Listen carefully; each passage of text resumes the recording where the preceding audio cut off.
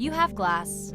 Congratulations. When Google Glass came out in 2013, they were ahead of their time, but they didn't last for several reasons. To do anything, you had to tilt your head and say, "Okay, Glass," or use the touchpad. They were also expensive, clunky, and most importantly, people didn't know why they needed them. Google eventually reinvented the glasses as a tool for professionals.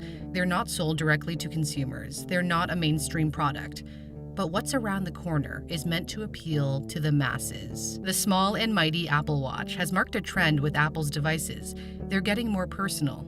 From the iMac to the MacBook, the idea for the iPad led to the iPhone, even though the smartphone technically came out first. And then the smartwatch. The next big product will be the most personal of them all.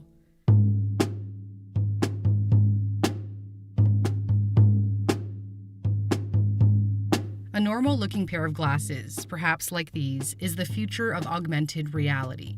AR blends the real world with the virtual one. The glasses will bring information from your phone to your face, so you'll be able to see texts, emails, and more on both lenses without anyone else around you being able to see what's on your screen. The glasses are said to be controlled with gestures. A patent also describes how the device could recognize blinking, smiling, or raising your eyebrows by tracking the movement of the attached light sensors. Typically, an augmented reality experience would require cameras to make sense of the surroundings. However, the glasses won't come with one due to fears of people being secretly recorded. Apple has always taken a strong stance on privacy and saw the backlash when Google included a camera. But they will still be able to see, thanks to a revolutionary piece of technology that's already in the new iPhone 12 Pro and the latest iPad Pro. A LiDAR scanner, which stands for Light Detection and Ranging. If you've heard of it before, it might be due to self-driving cars, which use LiDAR to detect its surroundings. The scanner gauges distance and depth by beaming out laser light and measuring the reflection with a sensor. This can be leveraged on the iPhone to take better quality photos at night and could be used in the glasses to help us see better in the dark. More importantly, LiDAR opens up a world of possibilities for enhancing the AR experience. When it first came to the iPad, virtual objects could be placed precisely on top of real ones. In the same way, the glasses could overlay directions on top of your view of real life.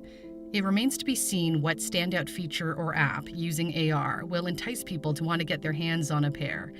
Based on its history, Apple hasn't had a problem convincing people to buy its products. The company's arguably greatest strength is that customers trust in the quality of what they're getting, even something as odd-looking as AirPods. Just like the AirPods, the glasses will connect to the iPhone.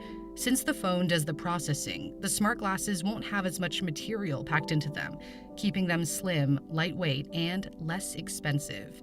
One of the major problems with Google Glass was that it was $1,500.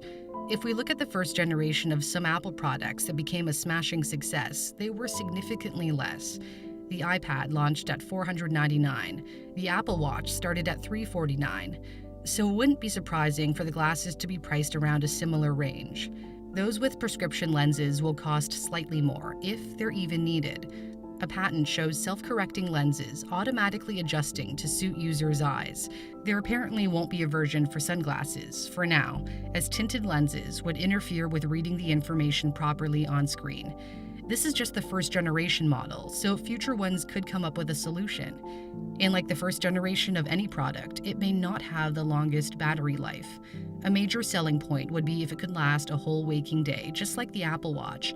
It will most certainly be charged wirelessly as all of Apple's products move toward a port-free world.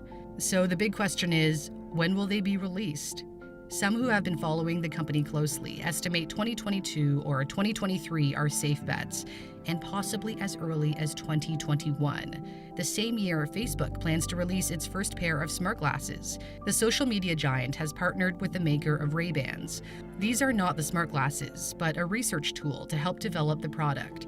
Facebook released a video showing the endless ways AR can be helpful in everyday life, from reminding you where you left your keys to pointing out recommendations when you walk into a store, though it's unclear if the first pair will have all of these functions. Facebook has already ventured into the eyewear world. In September, it unveiled the second-generation Oculus Quest, a virtual reality headset. VR is different from AR because users are taken out of the real-world experience completely and put into a simulated one. Apple is believed to be working on a headset as well, reportedly combining both AR and VR. It's meant for gaming, streaming videos, and video conferencing, so this will be more of a specialized product, whereas the smart glasses are an everyday wearable meant to appeal to a wider audience. Apple is banking on them to finally make augmented reality eyewear mainstream. They may not be something we thought we ever needed. They may end up being something we want.